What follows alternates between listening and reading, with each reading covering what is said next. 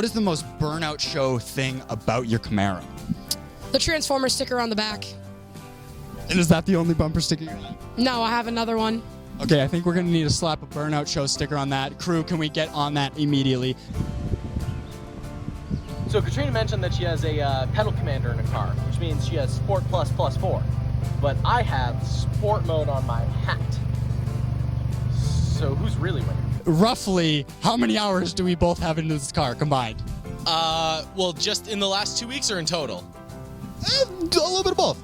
All right, the last 2 weeks, probably 200 hours total for the two of us. Okay. In total, double, more than. Okay, so 400 hours into this car, and it currently has Like shit. has a slight leak with coolant, oil, and trans fluid, and doesn't have a back window. We're about to pick teams for a team race that we're doing. So we're all doing this in the same car, and the car that we're doing this is a 2021 Chevy Equinox that was given to the track on Saturday.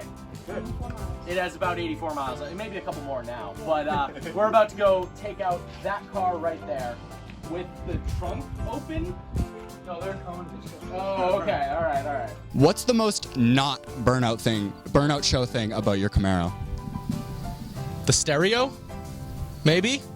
Is that because it's reliable? That would be because it's relatively new and not broken. Even if we don't win in that car, let's win in another Oh one. no, we absolutely will. Yeah, for sure.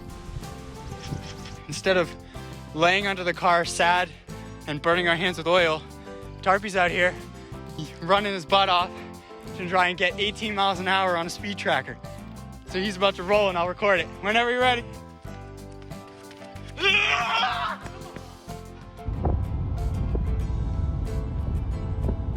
What would you say is the most Burnout thing about this car? I have to go with either the spoiler or the seat covers. The seat covers don't actually cover the seats.